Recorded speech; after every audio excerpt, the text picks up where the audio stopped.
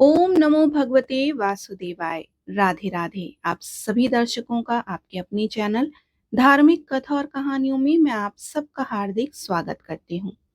आज आप सुनेंगे देवशैनी एकादशी व्रत कथा।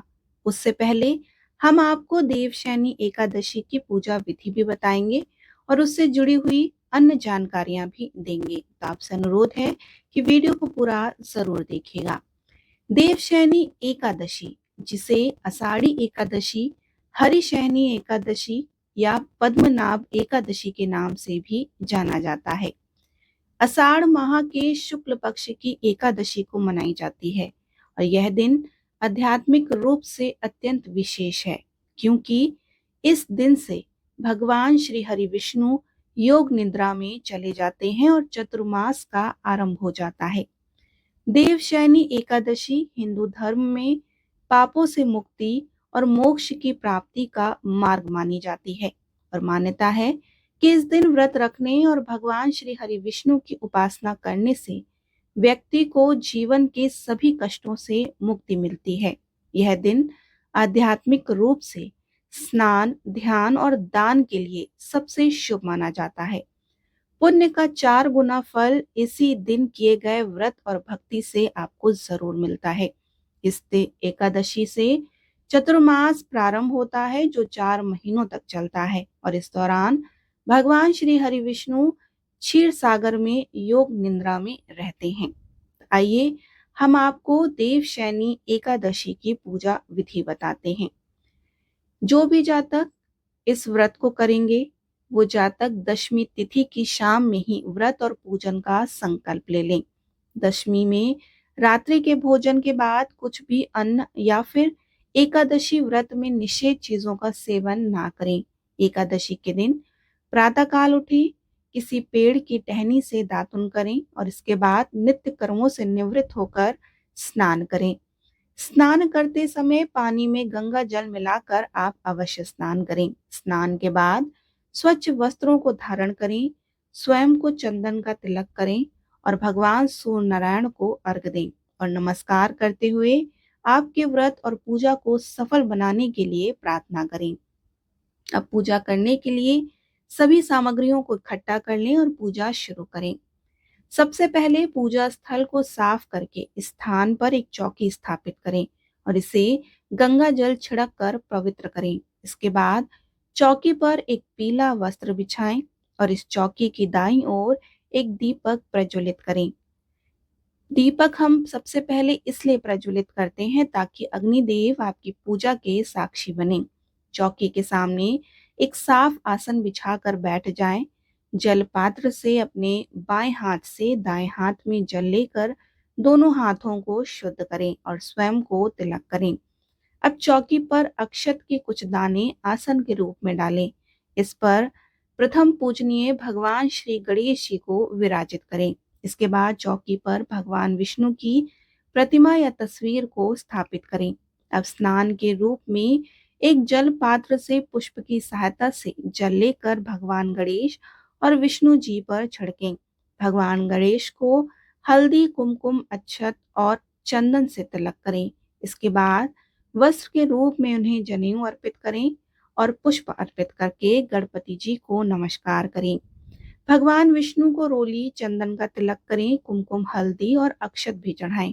अब ओम नमो भगवते वासुदेवाय नमः मंत्र का जाप करते हुए श्री हरि विष्णु को पुष्प, जनेऊ और माला अर्पित करें। भगवान विष्णु को पंचामृत में तुलसी दल डालकर अर्पित करें। चूंकि भगवान विष्णु को तुलसी अति प्रिय है, इसलिए भगवान के भोग में तुलसी को अवश्य शामिल करें। पर ध्यान ये दें कि भगवान गणेश को आप तुलसी अर्पित ना करें। इसके बाद भोग में मिष्ठान और ऋतुफल अर्पित करें। विष्णु सहस्त्र नाम, श्री हरि स्तोत्र का पाठ करें और देवशैनी एकादशी की व्रत कथा पढ़ें या फिर सुनें। अंत में भगवान विष्णु की आरती करें और सभी लोगों में भगवान को चढ़ाया गया भोग प्रसाद के रूप में वितरित करें। इस तरह से आप अपनी एकादशी की पूजा संपन्न कर सकते हैं। एकादशी की पूजा और व्रत करने से आपके कार्यों में सिद्धि मिलती है, आर्थिक प्रगति एवं कर्ज से मुक्ति मिलती है। मानसिक शांति की प्राप्ति होती है, पाप कर्मों से मुक्ति मिलती है और मृत्यु के बाद मोक्ष की प्राप्ति होती है। इस दिन आप शालिग्राम शिला की पूजा करें। जल, गंगा जल, पंचामृत और तुलसी पत्र से शालिग्राम का अभिषेक करें। इससे श्री हरि विष्णु की विशेष कृपा आपको प्राप्त होगी। 108 तुलसी पत्रों पर ओम नमो भगवते वासुदेवाय लिखकर अर्पण करें। मनोकामनाओं की पूर्ति के लिए यह उपाय बहुत ही अचूक माना जाता है।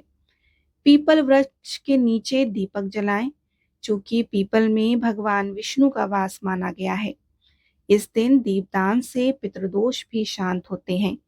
विष्णु सहस्त्रनाम का पाठ कर सकते हैं। मानसिक शांति और आध्यात्मिक उन्नति के लिए ये अत्यंत ही फलदायी माना गया है। गरीबों को भोजन और वस्त्र दान अवश्य करें। ये दिन दान के लिए सबसे सर्वश्रेष्ठ है।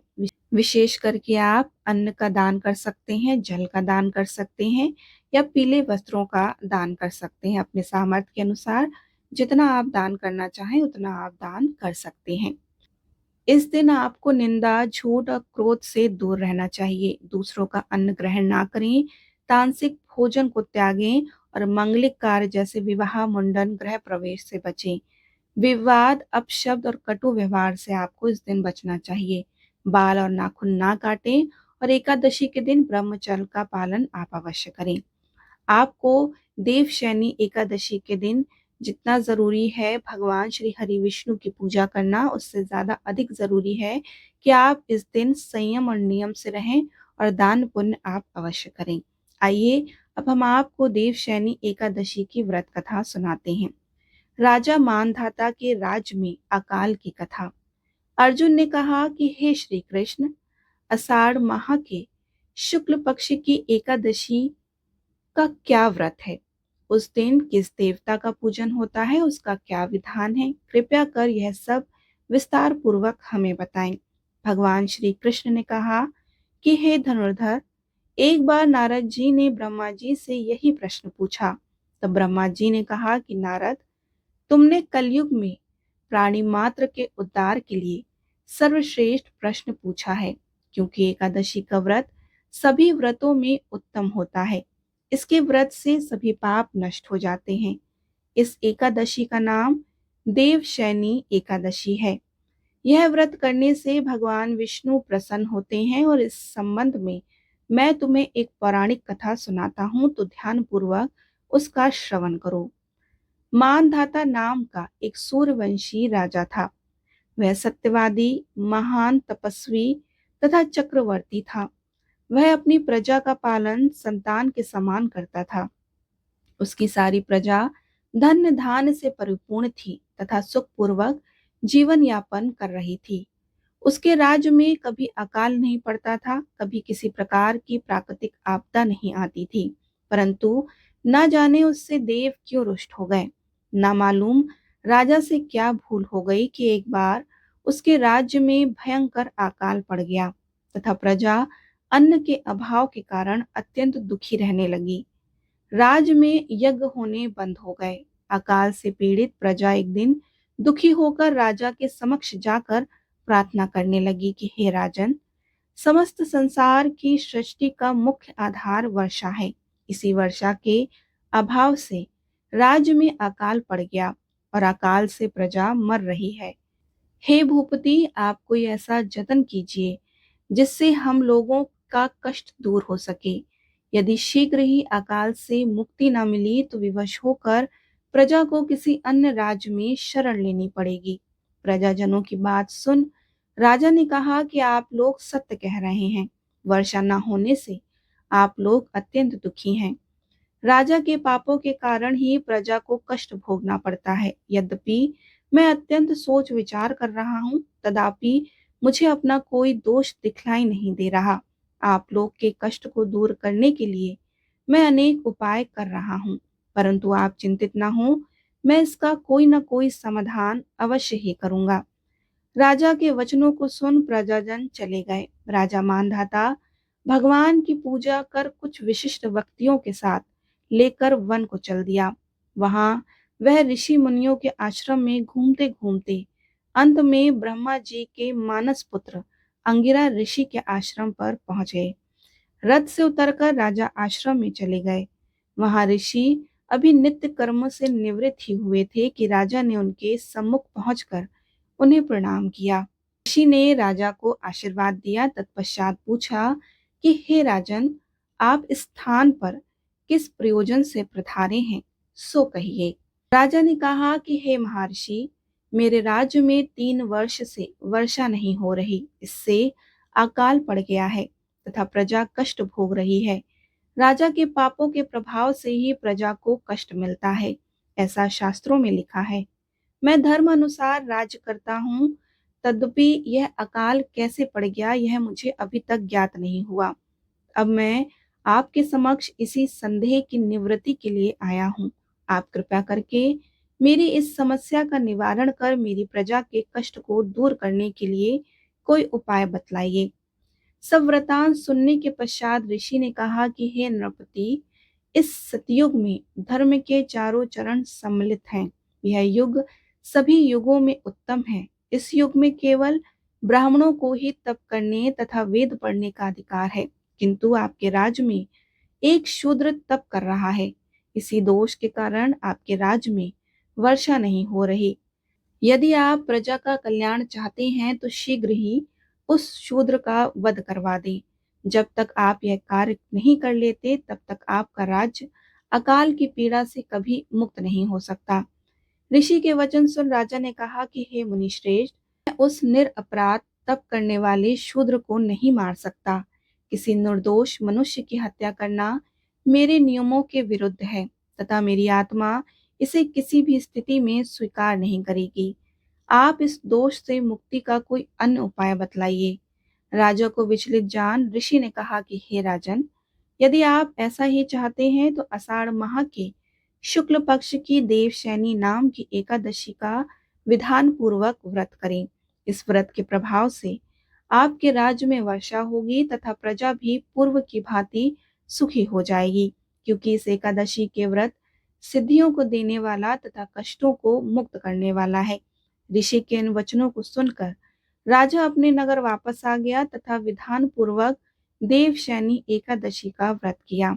इस व्रत के प्रभाव से राज्य में उत्तम वर्षा हुई एवं प्रजा को अकाल से मुक्ति मिल गई। इस एकादशी को पद्मा एकादशी भी कहते हैं और इस व्रत के करने से भगवान विष्णु अति प्रसन्न होते हैं तथा मोक्ष की इच्छा रखने वाले मनुष्यों को इस एकादशी का व्रत करना चाहिए। चतुर्मास व्रत भी इसी एकादशी के व्रत से आरंभ किया जाता है। यह देवशैनी एकादशी व्रत कथा संपूर्ण हुई। बोलिए श्री हरि विष्णु भगवान की जय। एकादशी मैया की जय। अब आप सुनिए तुलसी माता की कथा। सावर्ण मुनि की पुत्री तुलसी अपूर्व सुंदरी थी। उनकी इच्छा थी कि उनका विवाह भगवान नारायण के साथ हो। इसके लिए उन्होंने नारायण पर्वत की घाटी में स्थित बद्री वन में घोर तपस्या की। दीर्घ काल तक तपस्या के उपरांत ब्रह्मा जी ने प्रसन्न होकर उन्हें दर्शन दिए और वर मांगने को कहा। तब तुलसी जी ने कहा कि सृष्टिकर्ता ब्रह्मदेव, आप अंतर्यामी हैं, सबके मन की बात जानते हैं। फिर भी मैं आपको अपनी इच्छा आपसे बताती हूँ। मैं चाहती हूँ कि भगवान श्री नारायण मुझे पति के रूप में मिले। ब्रह्मा जी ने कहा कि तुम्हारा अभिष्ट तुम्हें अवश्य ही मिलेगा। अपने पूर्व जन्म में किसी अपराध के कारण तुम्हें श्राप मिला है। इसी प्रकार भगवान श्री नारायण के एक पार्षद को भी दानव कुल में जन्म लेने का श्राप मिला है। दानव कुल में जन्म लेने के बाद भी उसमें नारायण का अंश विद्यमान रहेगा। इसलिए इस जन्म में पूर्व जन्म के पाप के शमन के लिए संपूर्ण नारायण तो नहीं मिलेंगे, लेकिन नारायण के अंश से युक्त दानव कुल जन्म उस श्राप ग्रस्त पार्षद से तुम्हारा विवाह होगा। श्राप मुक्त होने पर भगवान श्री नारायण सदा सर्वदा के लिए तुम्हारे पति हो जाएंगे। तुलसी ने ब्रह्मा जी के इस वर को स्वीकार कर लिया, क्योंकि मानव कुल में जन्म के कारण उस मायावी भोग को भोगना ही था। तुलसी बद्रीवन में ही रहने लगी और नारायण का वह पाशर्द दानव कुल में जालंधर के नाम से पैदा हुआ। कुछ दिन बाद वह वहीं बद्री वन में आया, जहां तुलसी को देखते ही वह उस पर मंत्र मुग्ध हो गया। तुलसी के सामने उसने अपने विवाह का प्रस्ताव रखा और इतने में ही वहां ब्रह्मा जी आ गए और तुलसी से कहा कि तुलसी, जालंधर को देखो, ऐसा देवों उसका स्वरूप है। दानव कुल में जन्म लेने के बाद भी लगता है जैसे इसके शरीर में नारायण का वास हो। तुम प्रस्ताव को सहज ही स्वीकार कर लो। तुलसी को भी लगा कि उसकी तपस्या पूर्ण हो गई और उससे इच्छित फल मिला। तब जालंधर के साथ उसका गंधर्व विवाह हो गया।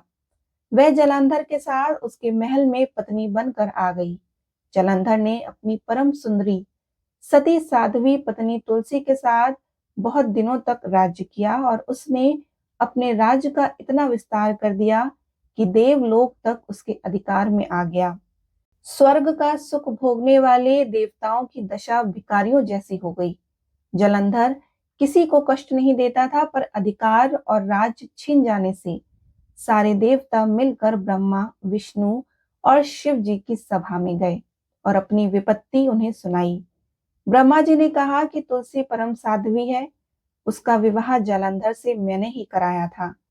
जालंधर को तब तक नहीं हराया या मारा जा सकता है जब तक तुलसी को ना छला जाए। विष्णु जी ने कहा कि जालंधर पूर्व जन्म में मेरा पार्षद था, श्राप के कारण उसे दानव कुल में जन्म लेना पड़ा, तो इस जन्म में भी मेरा अंश उसमें व्याप्त है। साथ ही तुलसी के पतिव्रता धर्म से वह अजय है। फिर देवताओं की सहमति से भगवान शिव ने जालंधर के पास संदेश भेज दिया, या तो वह देवताओं का राज्य लौटा दे या फिर उनसे युद्ध करे। जालंधर शंकर जी के पास पहुंचा और उसने कहा कि देवाधिदेव, आपके लिए देवताओं का पक्ष लेना उचित नहीं है। राज्य बढ़ाना हर राजा का कर्तव्य है। मैं किसी को दुखी नहीं कर रहा हूँ। देवताओं से कहिए कि भाई मेरी प्रजा बनकर रहे। मैंने आपका कोई भी अपमान नहीं किया है। हमारा आपका युद्ध तो शोभा भी नहीं देता। अगर आप हार गए तो बड़ी लज्जा की बात होगी, अगर मैं हार गया तो आपकी कीर्ति बहुत अधिक नहीं बढ़ेगी। भगवान शंकर फिर हंसने लगे। वे तो सब रहस्य समझते थे।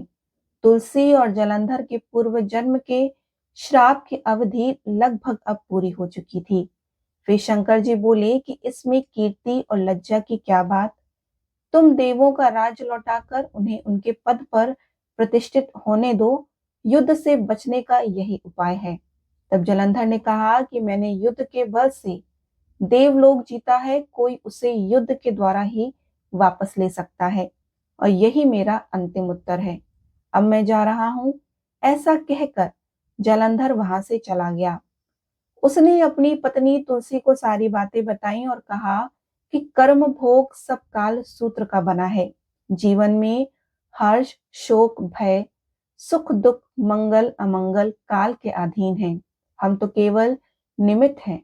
संभव है भगवान शिव देवों का पक्ष लेकर मुझसे युद्ध करें। तुम चिंता मत करना, तुम्हारा सती तेज मेरी रक्षा करेगा। दूसरे दिन भगवान शंकर के नेतृत्व में देवताओं ने युद्ध छोड़ दिया।